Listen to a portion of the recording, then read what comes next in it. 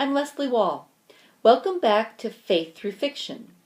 We hope that you're finding these vlogs helpful in discussing teen struggles and discovering good, wholesome adventures that reflect these issues and offer ideas for how to deal with them. The transition from child to adult can be a very complicated one. There's the whole becoming independent thing, and you're faced with questions about the future. What are you going to do with your life? And who exactly are you meant to be? But as you're juggling all these concerns, there's one underlying issue that affects them all, and that is the topic of friendships. Because let's be honest, friends play a huge part in our teenage lives, and in many ways they have a big effect on the decisions we make. When it comes to friends, maybe your only question is if you have enough. Maybe you only have a few friends, or maybe you feel like you don't have any. But there's a truth about making friends that you really should consider, and that is what this month's featured author will be discussing with you. So how about I pass you on to fellow Catholic Teen Books author T.M. Gaouetter to find out who it is.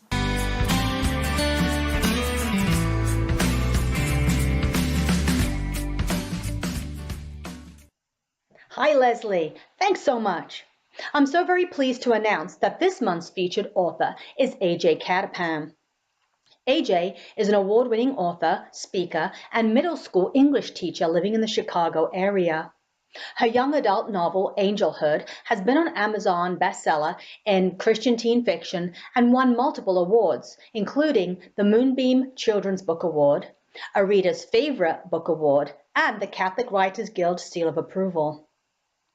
Her middle grade mystery, 7 Riddles to Nowhere, has been a popular addition to the reading curriculum in many Catholic schools and has won a Catholic Press Association Book Award and the Catholic Writers Guild Seal of Approval. She's also been a Chicken Soup for the Soul contributor and written for numerous children's magazines such as Highlights, Pockets, and Hopscotch for Girls. Last year, AJ began hosting a Catholic book review program called Booked for Shalom World TV. You should really check it out. But for now, sit tight as AJ Cattapan discusses the struggle of making friends and how her novels, 7 Riddles to Nowhere and Angelhood, reflect this important issue. Here's AJ.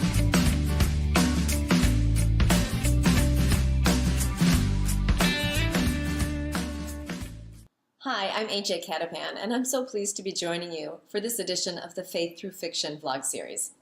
Our theme this time is making friends. I think a trap that many of us can fall into, no matter what our age, is being concerned about being popular. Do we have enough Snapchat friends? Do we have enough Instagram followers? But are these people on social media even really our friends? And what about in real life? Are you worried about being popular at school, at work, at church? Or are we worried about being good friends with people? Because let's face it, when this life is over, it's not like God's going to say to us, sorry, can't let you into heaven. You didn't have enough Snapchat friends. You didn't have enough Instagram followers.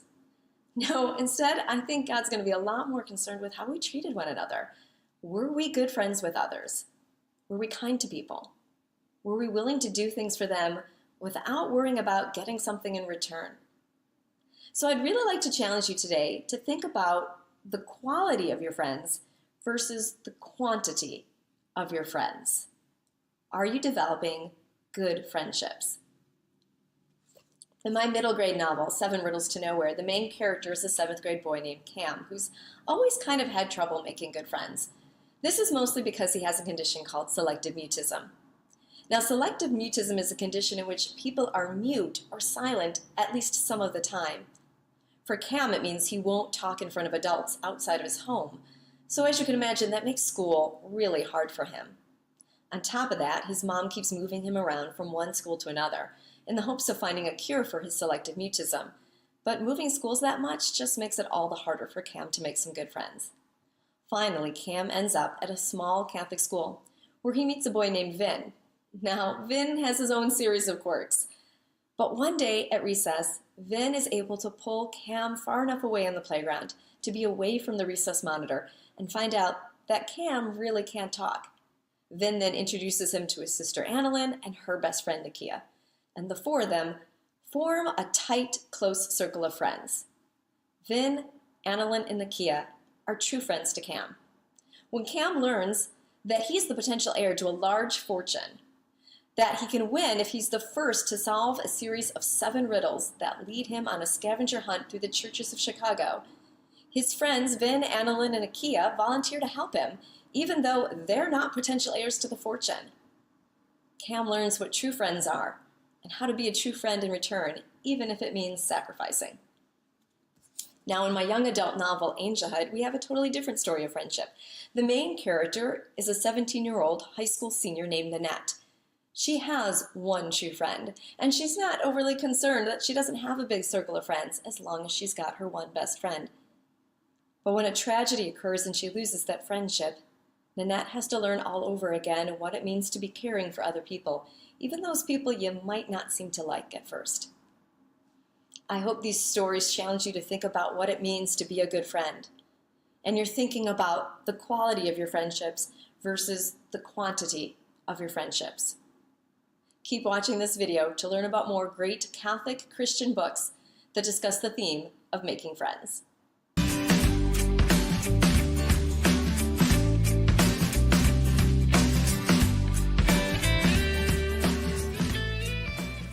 Thank you, AJ, for your insight on this important topic.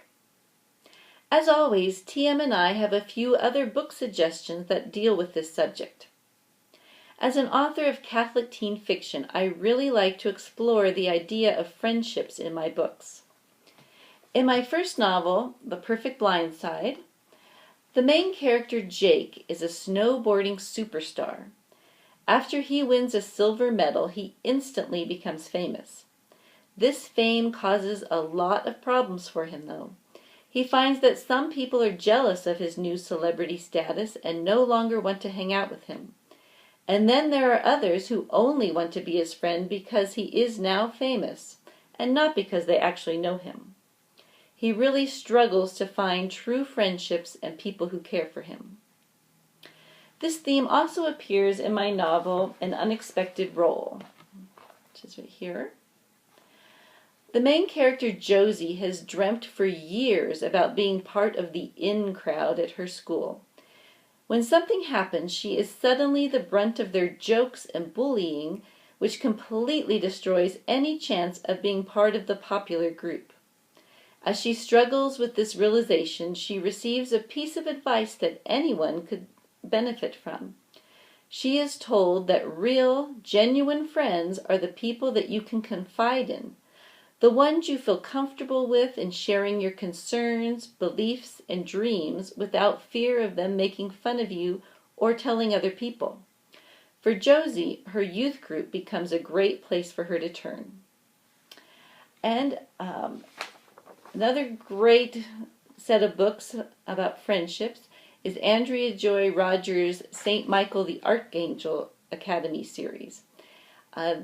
There's Saving Mount Rushmore and Saving the Statue of Liberty.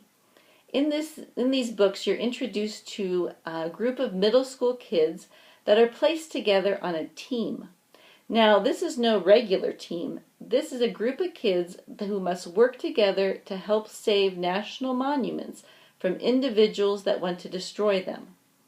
But in order to accomplish this mission, the teammates must work together, help each other, and trust one another. And my last suggestion is 8 Notes to a Nobody by Cynthia T. Toney. The main character, Wendy, feels very alone in the world.